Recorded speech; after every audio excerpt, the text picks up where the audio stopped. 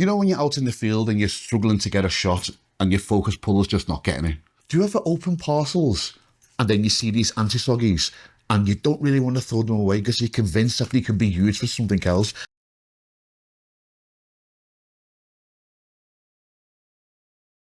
No.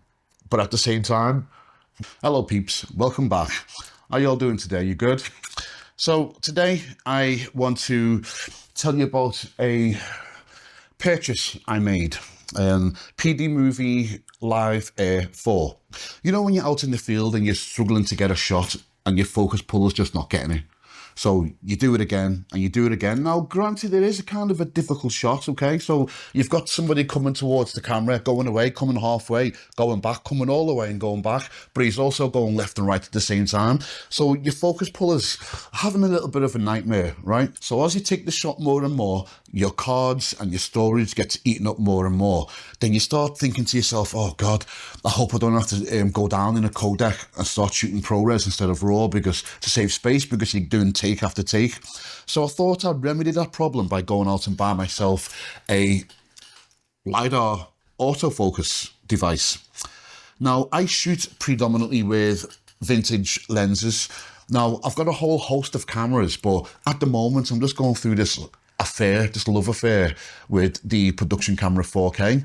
So I don't know if it's something to do with the testing myself phase, I don't know, but I'm absolutely head over heels in love with this camera, and it's sharp. You get a lot of enthusiasts who say, oh no, if it's too sharp, it looks like video. You get a lot of people that even soften images, or you get a lot of people that talk in nuances like, it's tack sharp, but it's not too sharp. I love sharp. I absolutely love it. So if you use a vintage lens with such a sharp camera, then it adheres to the expectations of what people want to see and what people are trying to combat by getting sensors that are not quite as tack sharp as this one. But I love the sharpness and I love vintage lenses. The only problem is the vintage lenses are manual. Now, is that a problem? No, it's not a problem. Usually we have the manual focus wheel on the side. Love that thing. It's invaluable. But like I said, that shot that I just described, sometimes it's challenging. And if you can get an edge, you can get an edge. lidar PDMovie Air 4. So I went out and I bought this device. So let's talk about it. I saw it. I watched every single YouTube video. I downloaded the manual and read it 3 times. Now, they say that the manuals are very confusing because basically it's just a translation of Mandarin and stuck into English, and it's a bit counterproductive. I found it quite informative, intensive, and I'm just one of those kind of weirdos that just loves reading manuals. So I liked it. I read it about 2 days before the device arrived, and the device arrived very quick. I ordered it on, for example, Monday morning, and it came Tuesday afternoon. So I was very happy with that. I also got a load of goodies that I didn't see were included in what I got. So maybe this was a standard basic pack, or maybe the people threw in some extra goodies for me. I don't know. But I got these goodies. So what I can say is, thank you very much. That was awesome. I was really happy with that. So when I saw these goodies, I noticed it was a matte box, and I thought, okay, very happy with that. I didn't ask for it, but great. Free stuff's great, right? And it's sturdy. It's sturdy. It's like carbon fiber masquerading as metal. It's really good. So you also get these spacers. I'll come back to this in a second. You mount it by having these spacers that go on the front of your lens. You screw onto the front and then they go onto the actual matte box itself, and you're able to mount it. So I'll come back to that in a second. So you got a whole host of these rings.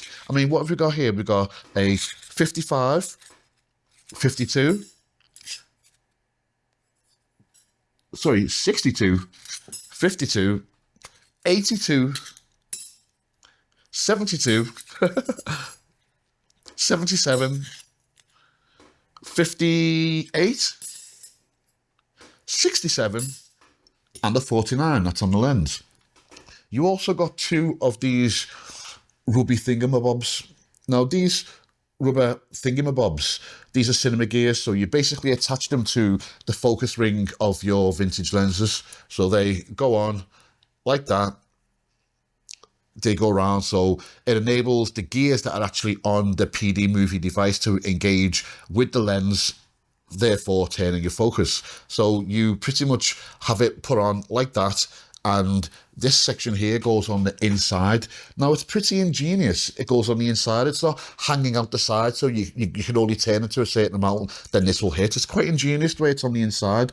But the problem is, on the inside, you've got these, let's just call them negative teeth. And on this part here, you've got positive teeth. So once you get the circumference and you pull it tight so it doesn't slip, you slip it into the inside and you line the teeth up. Now, ingenious that is, it's really good. Once you've got it in, it doesn't come out. Very, very good. Very good. The only problem is, they seem to line up all the way through until the very, very end, in which case the teeth do not line up. They start going on top of each other. So I've tried this. I've tried pulling it extra tight and then putting it on. I've tried a little tiny bit loose, but you always seem to get the problem where there's a little bump because it doesn't line up 100%. So fortunately, the motor that's on the PD4 is much more improved than the PD3. So the motor is able to turn it anyway, and regardless of the bump, it can still turn it. But the only problem is, if you're set to a fast focus, that bump is a very tight connection. And when it's not on that bump, the connection's okay. So when it's fast, you have the probability that it just flies off. So for example, if it's focusing on the horizon and something comes into frame quite quick, there's quite a lot of focus throw that needs to go around there. So it has to do that at quite a high speed. And when it does, you get the horrible noise. It skips because of these bumps. So I ended up using one of my own cine gears, which I've had much better look at, but the teeth are not quite as deep as that one. So I'm working it out at the moment anyway. Now, the matte box connects with two strange circular notched devices. So you have these holes here on the top, and you put these in and you have a notch, so it falls into place, and then you turn it and it's completely down now, flush, which catches the actual plate on the front. Now, I was absolutely amazed about how many Allen keys and how many extra screws that you got with it. Also, the rails, well, I'll come back to that in a second. So you've got loads of screws. Let's just put this out on my desk. You've got instructions on how to attach it to the actual matte box as well. You've also got the instructions again here. So that's quite complete. So you've got loads, absolutely loads of spare screws and Allen keys, and the tightener that tightens the matte box retainer in place. You've got a couple of those as well. And again, more screws. And you've got your obligatory anti-soggies. I love anti-soggies. Hey, do you ever open parcels and then you see these anti-soggies and you don't really want to throw them away because you're convinced that they can be used for something else? I don't know if it's just me, but I've got a cupboard full of anti-soggies of all different shapes and sizes. I'm going to find some way of using them, something to do. So anyway, I digress. So you've got a whole host of screws and Allen keys of different sizes. It would have been better if they could have just made every single screw one size, because I've got 4, 5, 6 Allen keys here. I think 4 of them, 2 of them were the same size, so that's 4 different sizes. If you could put them all the same, that would have been great. But there's so many different screws, and I realised why. One of the clamps that you get is a dual 15mm rod clamp. So basically, you've got the clamp, and an Allen key retains the screw. It tightens the screw in the middle, which clamps it down. The only problem is that screw is grossly inefficient. It needs to be tight because there's a lot of torque on that motor, so it does have a lot of pressure when it turns. But the screw just isn't good enough. The Allen key that turns it, it absolutely destroyed that screw, and I'm careful with it. This is my new pride and joy. I put it in there, I turned it really, really nice. I was meticulous in the angle that I put it in there, and it just ate the screw like it was butter. So please, please, your next version, don't use butter for screws, use metal, please, because I've rounded it off. So I'm only praying that I'm able to get that off, because if not, I'm gonna have to find another solution of mounting it, which they do include as well, but it defeats the object. Please use some proper screws. So let's just get these out the way. Let's just put these, I'll clear that up later.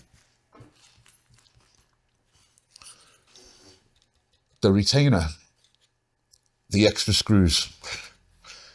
You get an extra screw for the retainers on the side, the screws here, because the ones that are in it are absolutely ridiculous. They're also, now they're margarine. That's butter. This one's margarine. It's terrible. I put it on in the first time. So basically you loosen it, take these little these little things here with the white markers on. You take it, you push it out, you put it over onto the disc on the front, and then you clip it into place. Then you retain it with the screw. So basically the matte box is able to sit on top like that. So as you can see,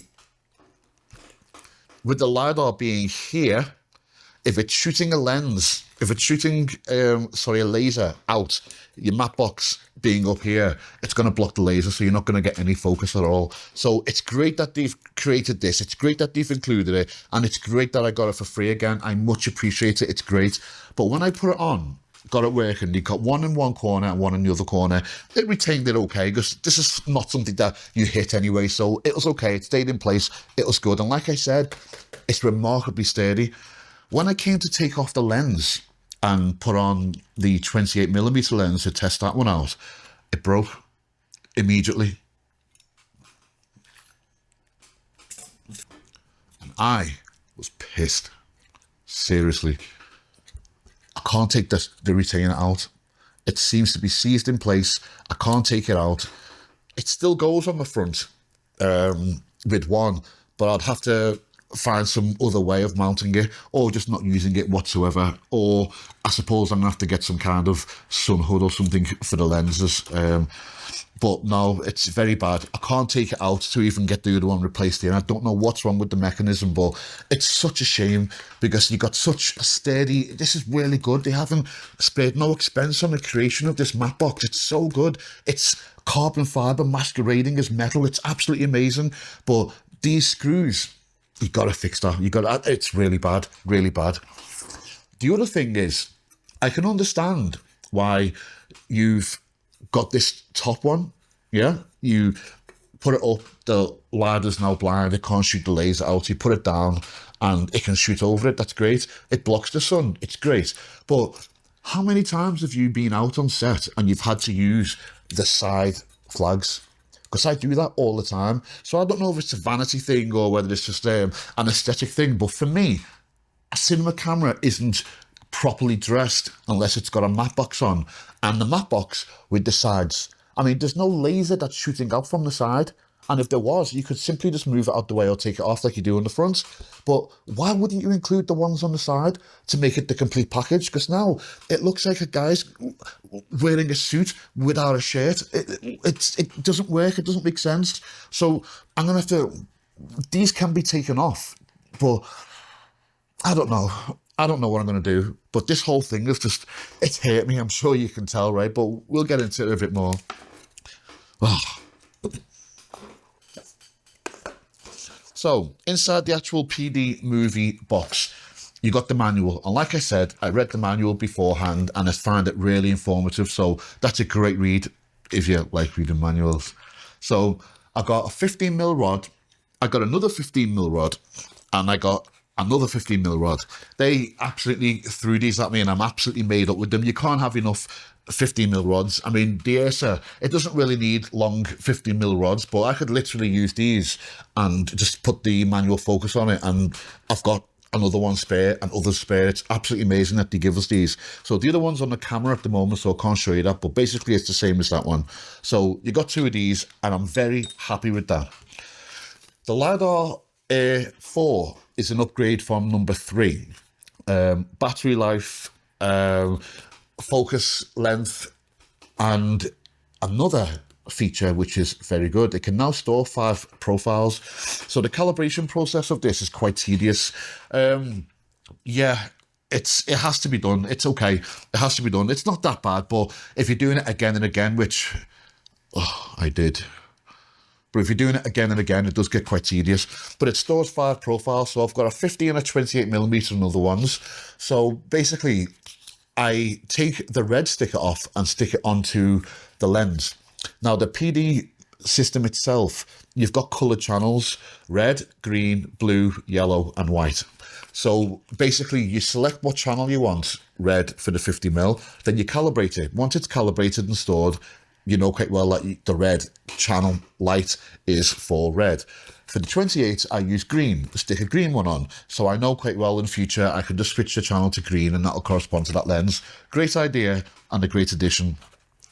You get a battery charger, which is sturdy, weighty, rubber, metal connections in there. Really, really good. Love it. You get the battery charger, sorry, the battery, you get 2 of these batteries as well. So these are an improvement because the previous ones were dual layer. These are triple layer, so you get an extra function time out of it. I've heard it's 10 hours, but I'm yet to see at the moment. But you get 2 of these and it's awesome. You also get these weird rubber things. What are these weird rubber things? Well, I'm glad you asked. It's strange because when you get the lidar system itself and you get the battery and you put it in, I swear to God, you have never been in anything as tight in your life. Honest to God, you put it in there, squeeze it in, you cannot get this thing out. I was there, I was applying man strength and everything trying to get it out, and it just weren't happening. I just couldn't do it. Then I looked in the box, then I said, apply these rubber tabs, self-adhesive, to the battery, one here and one there. Then you've got something to grip on because it's very slippy. That's the problem. So I could have got it out if I really applied the rest and really pulled it, but I didn't want to. I just spent like the best part of £500 on this, and I love the thing. I need it. I want it. I'm not going to break it. So I used a pair of pliers to get it out. But now I've seen these rubber things, so I know quite well that I can just use these now, so it's fine. You get 2 of these batteries, by the way.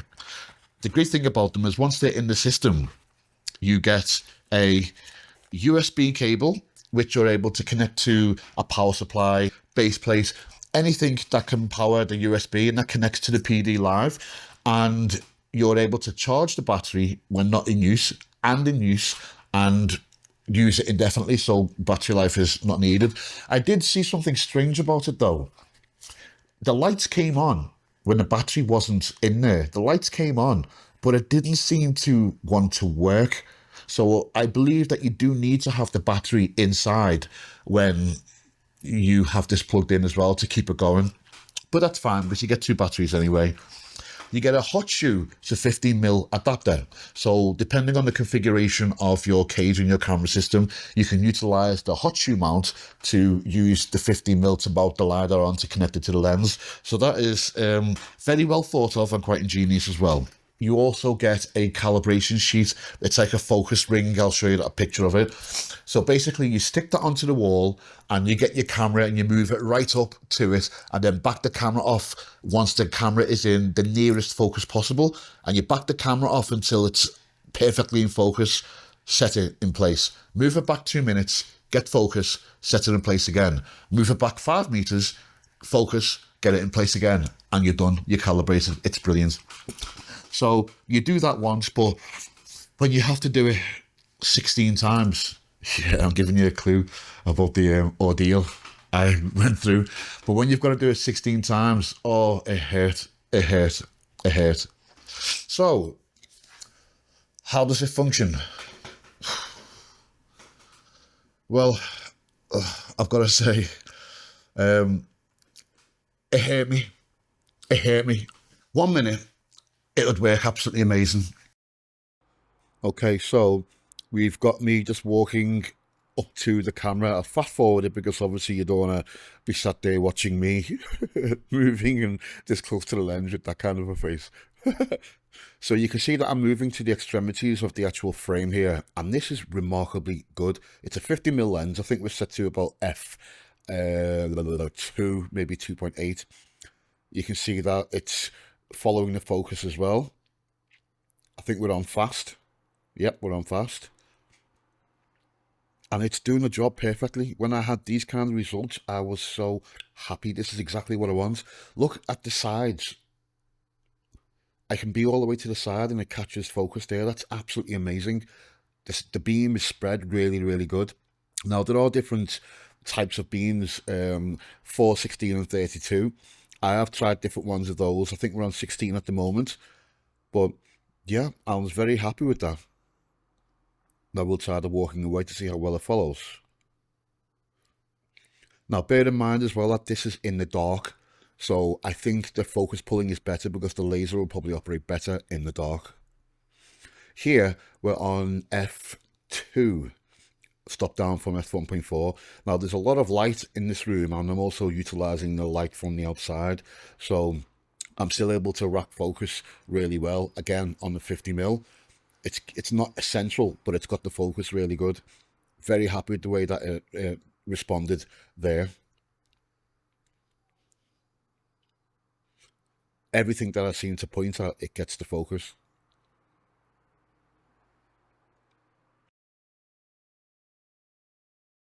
I could go to this frame about here, and then any more I'd go off on the 50. Now I can accept that. I can accept like maybe something like on the frame about that much. I can accept that. But on the 28, it'll razor thin. You could literally, if you went off anywhere from the hand here, if you went here, gone, here, gone. Okay, so this is on the 28, walking away, coming back again. This is on f2. You can notice that there's quite it's not actually got the focus tack sharp, but I'm gonna give that a little bit of a pass. But it's this that's the problem. Look at that. I'm just slightly off center and it can't focus on me. It can't do it. It was terrible.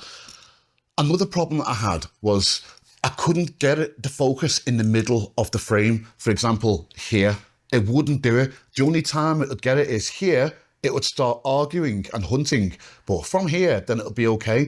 Now here with the 28, I've recalibrated the lens. I've also reset the travel so it maps out the whole focusing, and there seems to be spots on the frame where you don't get any focus, because if you look at my skin as well, it's not tack sharp, and it should be because I've set it properly. But the problem is what you're trying to get focus on isn't sitting at the top of the frame. It's generally always in the middle of the frame. So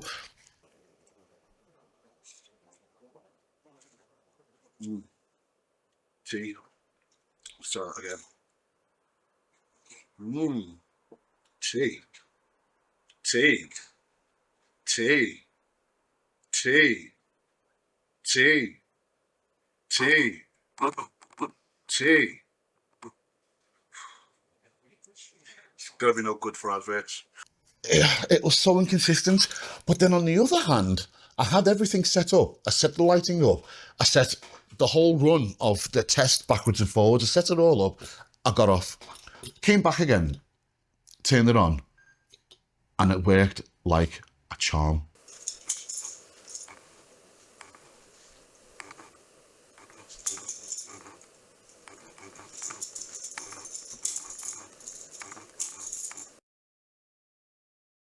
It worked absolutely amazing. I had such fun with it, walking backwards and forwards. It was absolutely amazing. It was great. I loved it. I loved it.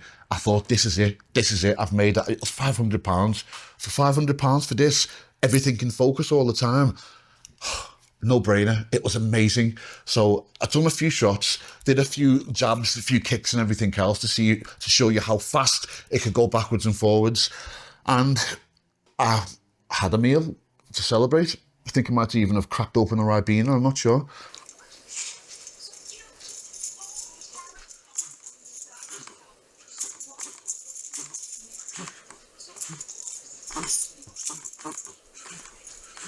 But I came back, turned it on again. And I went back to misbehaving. So it looks like it's in focus there. Then it's not in focus. Then you realise suddenly. Okay, reset the motor as well. Let's try because it's tilted down a bit now, so let's try the hand movement.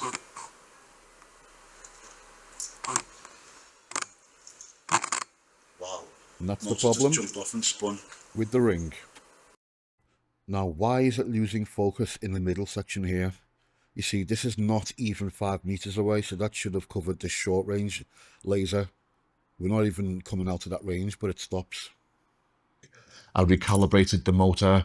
I learned the whole focus throws again. I recalibrated the points, done the focus and everything else, and it just didn't work properly. Now, the only time, when it comes to the focus as well itself, I've got a 1.4, so yes, okay, I'm probably expecting a little bit too much for it to be tack sharp on exactly the plane that I want. Okay, now this performance is unexplainable. Now this whole thing could be user error. Do you know what? I'm going to take an L. I'm going to say that it is user error because I don't want it to be the device. So I'm going to spend some real long time in getting everything perfect. I'm going to try it again and again, and I'll report back to you. It's a 1.4 at 50mm as well. So when you stop down, it was good. The focus was good, but obviously this is independent of the lidar itself. It doesn't see what you're pointing at. It doesn't look at the frame and say, okay, that's what it is. It just shoots the beam out. But when you stop it down, obviously you've got a deeper depth of field. You've got a deeper focus area. So it was able to get a very good focus when it did get focus, but it didn't get it most of the time. It was just so hit and miss. I got it for the reason of having an object coming towards me or away from me, doing a zigzag and being able to follow that person with the camera.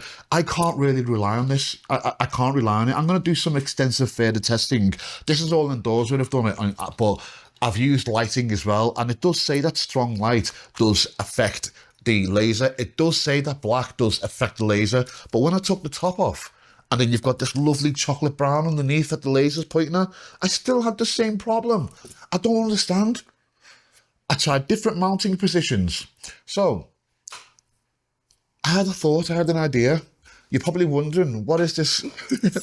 What is this blue thing here hanging off, this blue wire? Is that dangerous or something? No, it's not connected into anything. That's going into the hot shoe, onto the clamp on the top. So in effect, what it's doing is it's angling the lidar down a bit. So let's say, for example, that's the lidar and the laser's coming out this way and the hot shoe's here. I've put this thing in the top here, so it's made the lidar very slightly angled down, because the only other way that I could get things into focus was getting the whole camera and pointing it down. But this is now composition. This is not what I want. This is not the shot that I want. So if you get the lidar itself and you put that thing in the top, I was able to bring it down slightly, just a little tiny bit. So I'm going to have a go at that and tell you what it does. I'll take it outside and I'll have a go and see what happens. But as it stands right now, if you've got £500 and you're able to just throw that on something for the simple reason of an object going forward and going back in the middle of your frame, then yeah, it's a good buy. The actual lidar itself is built well, it's sturdy, it's powerful, the battery's great on it, the USB 3 is amazing, all the gifts and the goodies that they give is absolutely amazing. The screws, I don't like the screws and or the Allen keys. If they were all the same size, or mostly, that'll be a hell of a lot better, but you've got to increase the quality on these screws. They're terrible. They're butter. They're really, really bad. And the way that you mount this thing as well, you need to figure that one out. And I didn't get any spare ones of these neither, so once they're gone, I'm really gonna have to find an ingenious way of mounting it. So yeah, the actual physical aspect of the lidar is absolutely amazing, but it defeats the objective. It can't do what it's designed to do properly. So as it stands for this, it's a thumbs down. It's no, it hurt me. It hurt me, and this is just not like me being on butthurt about it. It hurt me, and I wish I didn't buy it. But now that I've got it, I've got to do extensive testing on it. And I'm one of them kinds of people. I'm going to make this thing work. I don't care if I've got to take it apart and go at the internals. I'm going to make this thing work. So as it stands right now, I'd say leave it. No. But at the same time, your DJI version is just too expensive. It's too expensive. So I think we're back to mirrorless autofocus for that one specific shot, expert color grading and mix it in with your cinema shots and you'll be okay. But like I said, I'll report back. I'll intensively go through this. I will see what's what. I'll do the best that I can do, but I'll say leave it for now. Thanks for tuning in. Hopefully I'll be back with an update on this product with a huge smile on my face. Thank you.